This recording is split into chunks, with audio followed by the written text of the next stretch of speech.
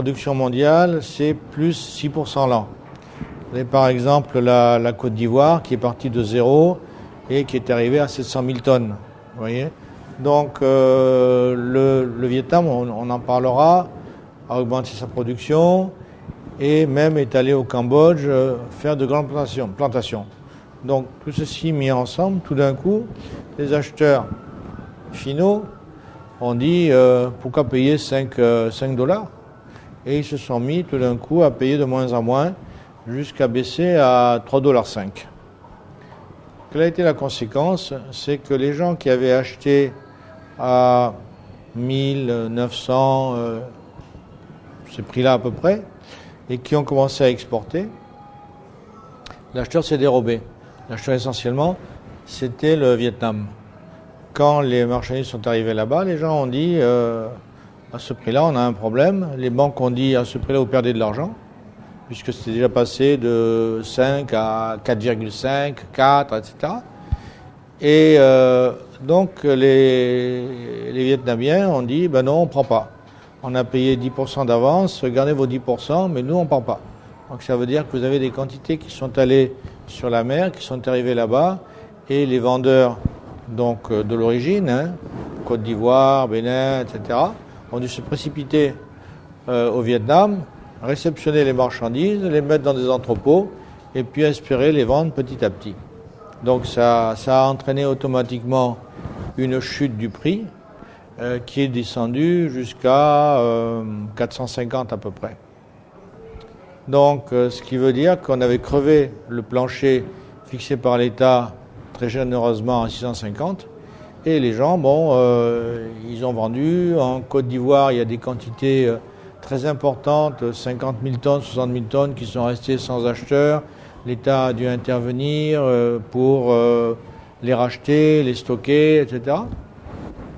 Ça, c'était l'année 2018. 2019, donc cette campagne commence en mars, on ne savait pas à quel prix ça devait se vendre. Le gouvernement, avec beaucoup de sagesse, a fixé le prix à 400 comme le souhaitait l'interprofession. Et dans les premiers jours, on est arrivé à avoir des transactions du côté de 470 CFA le kilo de noix brutes. Mais très rapidement, les acheteurs donc américains et autres ont continué à faire de la résistance, se sont dit que ces prix-là c'était encore de trop bons prix, et ont ralenti les achats jusqu'au point où, alors qu'avant ils achetaient pour toute la saison, ils achetaient d'un mois sur l'autre. Donc ils ont encore continué à baisser, et le prix actuellement en dollars c'est plutôt 3,3 $ la livre, donc encore moins que le prix de l'année dernière, le prix des derniers mois de l'année dernière. Par rapport à ça, sur place, donc, les acheteurs se sont dérobés, et actuellement, en plus, cette campagne a été en qualité très mauvaise. Parce que vous savez, les produits tropicaux, vous avez un cycle. Par exemple, le karité, certaines années, vous avez des noix moins nombreuses et de mauvaise qualité. Mais cette année, ça a été malheureusement une année où la qualité était très mauvaise. La qualité, ça se calcule de façon très scientifique. Quelqu'un vient, prend un échantillon, pèse, ouvre la noix, regarde si elle est achetée ou pas. C'est toute une science, Ça s'apprend, les gens le savent. Et cette année, la qualité était très mauvaise. Le résultat, c'est qu'actuellement, vous avez encore des stocks dans certains villages, et les gens sont prêts à vendre même à 150 CFA le kilo, et personne n'est intéressé à acheter. C'est un peu la situation. Alors, quand la situation se présente de cette façon-là, comment le transformateur que vous êtes peut se positionner sur ce marché? Le transformateur que nous sommes, il va acheter les qualités qu'il peut vendre. Donc en termes scientifiques, en termes de métier, ça s'appelle le KOR, et ça a un numéro. Donc si vous achetez du 46, 48, c'est super.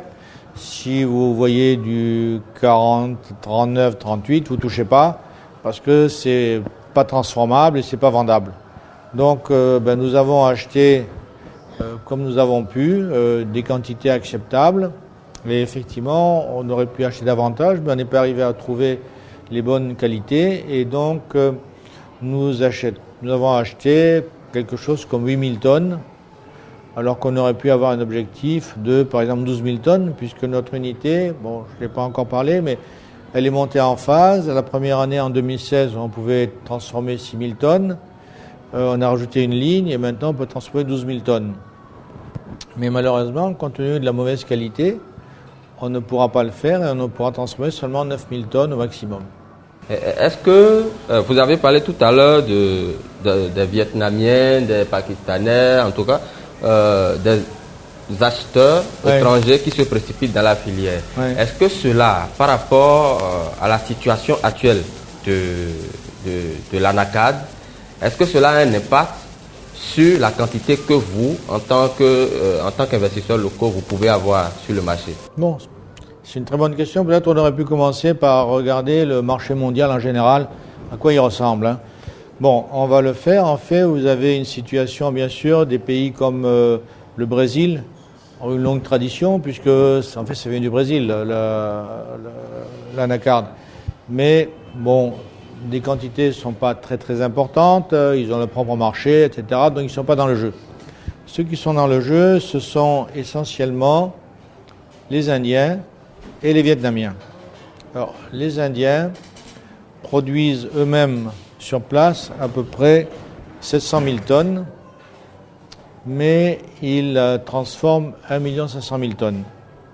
Ce qui veut dire que la différence vient de nos pays, grosso modo. Hein. C'est-à-dire, ils vont acheter hémisphère nord, hémisphère sud, ils vont acheter au Mozambique, ils vont acheter en Tanzanie, et puis ils vont acheter sur toute la côte ouest africaine, un petit peu au Nigeria où les qualités ne sont pas extraordinaires, Bénin, ensuite on va en Côte d'Ivoire, on finit par la Guinée-Bissau et quelques pays de l'Interland.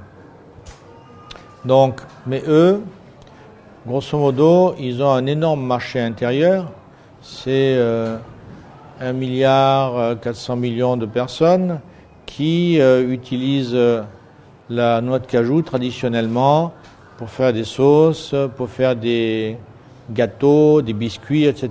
Donc en réalité, ils ne sont pas sur le marché international ou très peu, mais ils sont une menace parce que le prix que les gens sont prêts à payer pour ces qualités sont plus élevés que le marché international. Donc ils viennent chez nous, c'est pas les Pakistanais, c'est les Indiens, hein. Ils viennent chez nous avec un avantage, c'est qu'ils peuvent acheter plus cher que nous, puisque là-bas, ils vont réaliser davantage.